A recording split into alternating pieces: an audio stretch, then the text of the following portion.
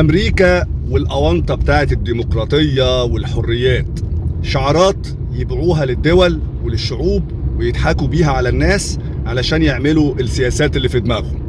كلنا متابعين انتخابات الرئاسة الأمريكية اللي هتجرى في نوفمبر 2024 بين المرشح الديمقراطي الهرم العجوز جو بايدن وبين المرشح الجمهوري دونالد ترامب.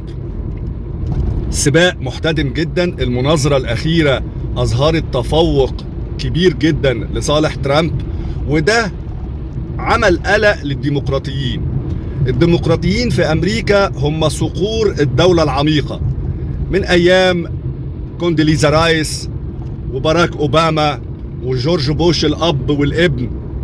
دول بيحركوا العالم في صراعات وحروب علشان تفضل السيطرة ليهم، ويشغلوا مصانع الأسلحة، يبيعوا سلاح. المرشح الجمهوري دونالد ترامب كان بيعمل مؤتمر شعبي قدام مؤيديه، وإذا بمحاولة اغتيال شخص اعتلى أحد البنايات، ضرب رصاص من خلال بندقية كاتمة للصوت، أصابت المرشح الجمهوري ترامب إصابة سطحية في ودانه. الإصابة دي على بعد 2 سنتي بالظبط، وكانت تخترق المخ وتؤدي لوفاته. الغريب إن قبل ما ترامب يطلع يكلم مؤيديه، في أنباء تواصلت للشرطة الفيدرالية إن في شكوك إن في شخص طلع فوق مبنى حول المقر اللي بيعمل فيه ترامب الخطاب بتاعه. الشرطة ما اهتمتش، وده بيثير علامات استفهام جامدة جدا في تأمين خطاب لترامب قدام مؤيدين.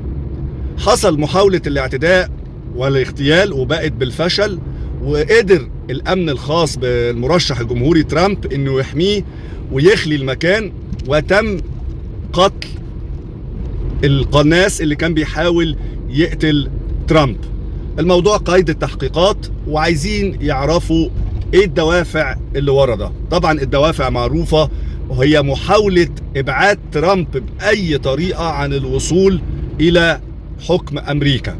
خلينا نشوف الايام اللي جاية نتائج التحقيقات ايه، بس حطوا في بالكم ان الشعارات اللي قلتها في البداية هي شعارات للديمقراطية والحريات، شعارات زائفة امريكا بتبيع بيها الاونطة لكل شعوب العالم.